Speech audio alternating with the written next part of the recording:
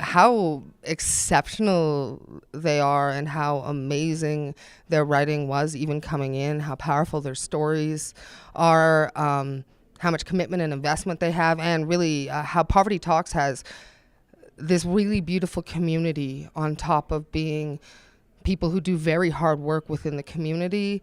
They're a community for each other as well, and back each other up and support each other in ways that I think a lot of other people with a lot more privilege could learn a lot from. And I think the one thing that surprised me the most through this process is the emotional journey that it's been with the group. The support of the group has been really strong and very kind and warm.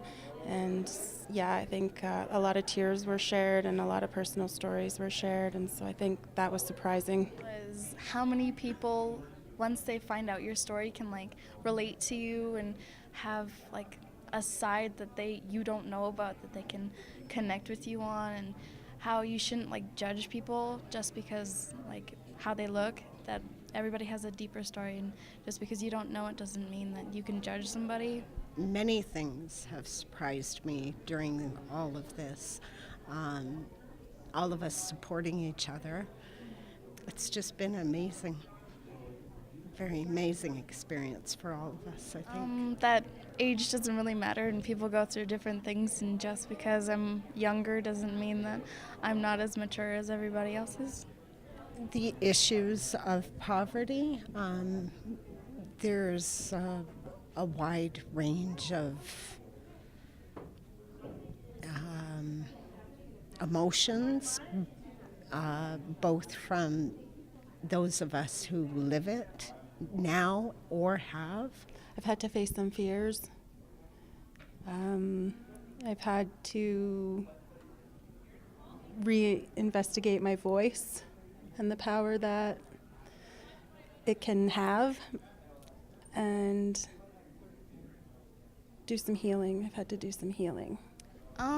I've accepted a lot of what happened in the past is what has happened in the past, and I've kind of come to terms that, you know, things need to change, and just because stuff happened doesn't mean I have to continue to blame the people that did me wrong, and that I need to grow up and, you know, kind of move on and get over what happened and come to terms that they have changed too.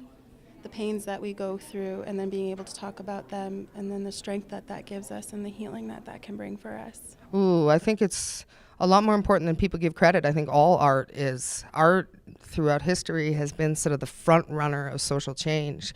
You'll see the seeds of things being different. You hit a slam stage and you see people talking about gender diversity in a real way, about consent in a real way, about, you know, misogyny and racism and all these issues that need to be addressed in our society. It's pretty obvious. You turn on the news and you know, right? Yeah, exactly. And art is the front runner for that. Art can also access people's feelings and, you know, the reasons that they actually end up caring about something. So if you want to have a world that keeps evolving and keeps considering and is engaged in empathy and in community as more than a way to make money, you have to have art and you have to have poetry. You need people telling their stories just to keep stuff diverse, so it's not just lowest common denominator.